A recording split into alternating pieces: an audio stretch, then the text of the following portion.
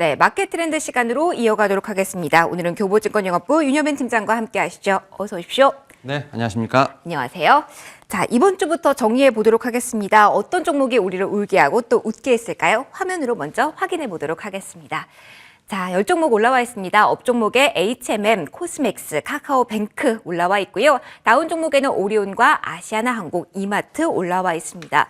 리오프닝 쪽이라고 해서 모두 업에 있는 것도 아니고 좀 골고루 포진이 되어 있는 것 같은데, 자, 하나씩 뜯어볼게요. 팀장님, 다운 종목 가운데는 어떤 종목이 가장 좀 눈에 띄실까요? 예, 일단 이마트 좀 말씀을 좀 드려보도록 하겠습니다. 사실이 이제 작년 4분기 좀 실적이 발표가 됐는데 일회성 비용이라든지 좀 감가상각비가 좀 많이 좀 지출이 되면서 좀 부진한 실적을 좀 기록을 했습니다. 특히 이제 영업이익 같은 경우는 761억을 좀 기록을 하면서 컨센서스의 좀 절반도 못 미치는 좀 안 좋은 어떻게 보면 좀 부진한 실적을 좀 기록을 했는데 앞에서 말씀드렸던 것처럼 일회성 비용이라 할 수 있는 사실 이제 M&A 관련된 비용이 좀 많이 나갔던 부분이 있죠. 특히 이제 스타벅스라든지 이제 이베이 코리아 같은 이제 이런 인수에 의한 좀 비용들이 좀 나가면서 여전히 좀 영업이익 같은 경우는 좀 좋지 못한 흐름을 보였는데 그럼에도 불구하고 일단 이제 이마트 같은 경우는 올해 또 모멘텀이 좀 분명히 있기 때문에 그래도 봐야 할 종목이 아닌가라는 좀 말씀을 드려보도록 하겠습니다. 특히 이제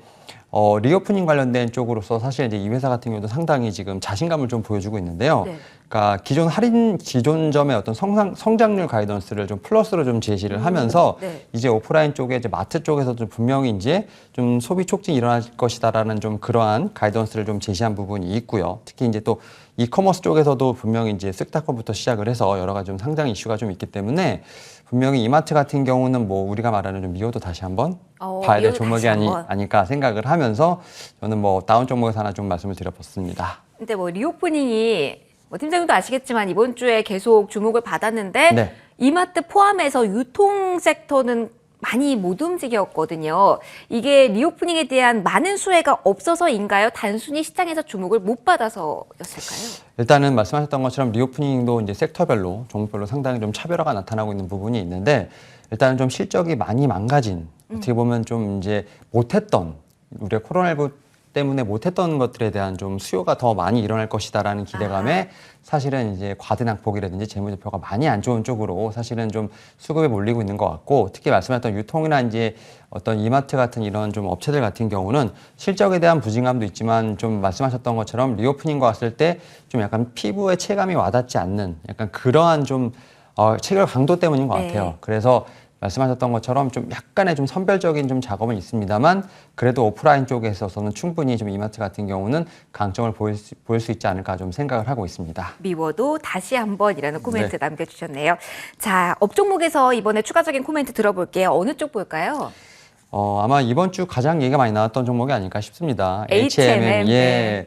결국 이제 실적에 대한 부분을 좀 말씀을 안 드릴 수가 없는데 사실 이제 작년에 영업이익이 거의 이제 기록적인 수준으로 7조가 좀 넘어가는 영업이익을 좀 기록을 하면서 이제 재무제표에 상당히 이제 빨간불이 들어왔던 재무제표가 좀 상당히 파란불로 많이 돌아왔다 말씀드릴 수 있을 것 같고 사실은 이제 이 회사 같은 경우는 이제 향후 이제 앞으로가 문제라고 볼 수 있을 것 같은데 코로나19로 인해서 컨테이너선 같은 이제 여러 가지 좀 이제 이슈들이 있었죠. 적체 현상을 이러다 보니까 좀 기록적인 실적이 나왔는데 이 실적이 얼마큼 올해도 이어질 수 있을까에 대한 어떤 의문부호가 따르는 건 사실이라 말씀드릴 수 있을 것 같습니다. 다만 이제 대표이사도 좀 바뀌었고 최근에도 이제 HMM 매각에 대한 어떤 이슈도 좀 있는 것 같고요. 여기다가 또 이제 노사와의 어떤 관계 회복이 좀 상당히 중요한 부분이 있기 때문에 사업 이후에 그래서 이러한 부분들을 통해서 얼만큼 이제 좀 이 회사가 작년의 실적을 올해도 이어갈 수 있는지에 대한 부분은 상당히 좀 주목해봐야 되지 않을까 생각하고 있습니다.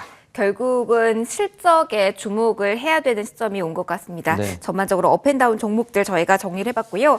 이제 금요일 오후기 때문에 다음 주에 대한 전략 고민이 필요한 시점입니다. 일단 다음 주 투자 전략을 저희가 질문을 드릴 텐데 지정학적 리스크가 사실 팀장님 누구도 예상할 수 없는 거 아니겠습니까? 미국과 러시아가 지금 다음 주 유럽에서 만나기로 했지만 그래서 긴장감이 완화됐지만 또 이게 어떻게 될지 모르기 때문에 상당히 전략 많이 헷갈리실 것 같거든요. 중심을 딱 잡아주신다면요? 일단 좀 지수를 좀 보게 된다고 하면 말씀하셨던 것처럼 이제 지정학적 리스크 때문에 어제 사실 장중에 많이 흔들렸던 부분 특히 코스닥 같은 경우는 너무 이제 여지없이 무너지는 모습을 보여주면서 확실히 이제 매수세가 좀 많이 없고 센티멘탈에 대한 부분이 좀 많이 부족하다 보니까 좀 지수를 좀 기준으로 좀 잡고 말씀을 드린다고 한다면 코스피 같은 경우는 한 2,800에서 2,850 정도 이제 반등이 나올 때마다 좀 주식 비중을 좀 줄여가는, 뭐 코스닥 같은 경우는 900에서 950선 이렇게 해서 아직까지는 좀 이제 뭐 지정학적 리스크에다 인플레이션 관련된 뭐 금리 인상 관련된 부분들이 좀 변수에서 상수가 될 때까지는 좀 현금을 좀 많이 확보하는 게 좀 중요하지 않을까 좀 생각을 하고 있고, 분명히 이제 3월에 이제 금리 인상에 대한 부분이 명확해지고 금리 인상이 시작된다고 하면 오히려 그때는 좀 시장은 좀 더 안정화되지 않을까라는 생각을 하면서 일단 2월까지는 좀 조심하자, 이런 측면에서 좀 주식 비중을 좀 많이 올라올 때마다 줄이는 전략이 좀 중요하지 않을까 생각하고 있습니다. 현금화 전략의 중요성에 대해서 언급을 해주셨고요. 그래도 저희가 관심 영역은 꾸준히 두고 있어야 되니 질문을 드리면 업종별로 봤을 때는 어느 쪽에서 좀 기회 요인을 많다고 보시는지요? 그러니까 사실 이제 모든 종목이 다 내려왔지 않습니까? 네. 그러다 보니까 뭐 이제 실적적인 측면에서 봤을 때 좀 아웃퍼폼할 수 있지만 좀 주가가 많이 싸진, 뭐 성장주 쪽에서 뭐 반도체라든 2차전지 섹터는 전 여전히 유효하다고 생각을 하고 있고, 특히 최근에 이제 리오프닝 관련된 섹터 많이 올라오고 있지 않습니까? 네, 근데 팀장님이 리오프닝이 단기적 고점에 도달했다라는 코멘트도 많아서 이걸 지금도 저평가라고 정의할 수 있는지 궁금하네요. 저평가가 아니라 이제 리오프닝은 어떻게 보면 이제 하나의 이제 트렌드가 될 수 있죠. 이제 계속 이제 문호가 개방되고 있다고 해야 되나요? 그러니까 문이 열린다고 해야 되죠. 이제 코로나19 방역패스가 열리기 때문에 결국 그러한 부분에서 좀 수요가 좀 폭발할 것으로 보이고 있기 때문에 기술적 관점에서 단기적 저점, 고점에 대한 부분이 논란이 될 수 있겠습니다만, 분명히 이거는 지금 이제 계속 우리나라 같은 경우도 사회적 거리두기에 대한 부분이 계속 조정이 되고 있고, 네. 결국은 이제 글로 나아갈 수밖에 없는 상황이기 때문에 관련돼서 많이 억눌렸던 이제 좀 수요가 폭발할 수 있는 카지노라든지 해외 여행을 할 수 있는 항공 섹터 한번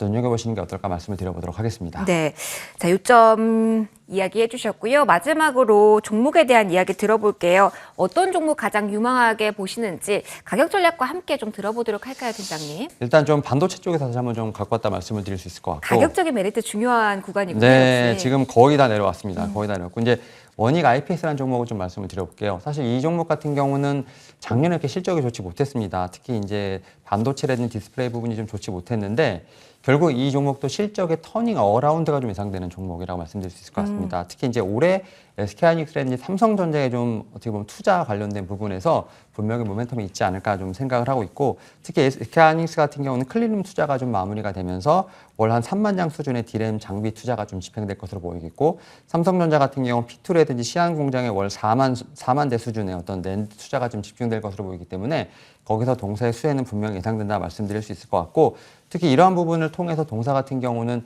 작년에 좀 상당히 안 좋았기 때문에 올해 좀 어떤 실적에 대한 만회 부분이 있을 것으로 보이고 있고, 차트상으로 보더라도 지금 주가는 작년 4월부터 이러한 좀 안 좋은 실적이라든지 이런 부분을 좀 대부분 다 반영을 한 모습을 볼 수 있을 것 같습니다. 거의 지금 3만 원대 후반에서 약간의 좀 지지를 받으면서 거의 다 내려온 부분이 있기 때문에 가격적인 메리트로도 충분하다 말씀드릴 수 있을 것 같습니다. 다만 좀 시장이 살짝은 좀 많이 흔들릴 수 있는 부분이 있기 때문에 그 이제 밴드를 좀 타이트하게 좀 드리도록 하겠습니다. 목표가는 46,000원, 그리고 손절가는 32,500원으로 말씀을 드려보도록 하겠습니다.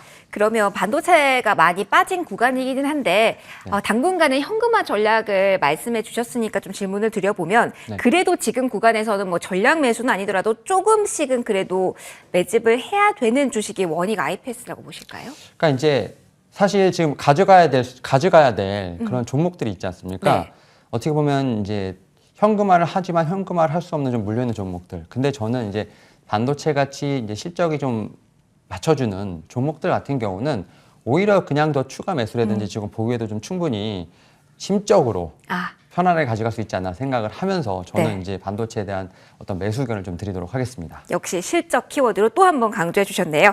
지금까지 교보증권영업부 윤여민 팀장과의 시간 함께 끌어봤습니다. 팀장님 고맙습니다. 네, 감사합니다. 네, 일부 함께 하셨습니다.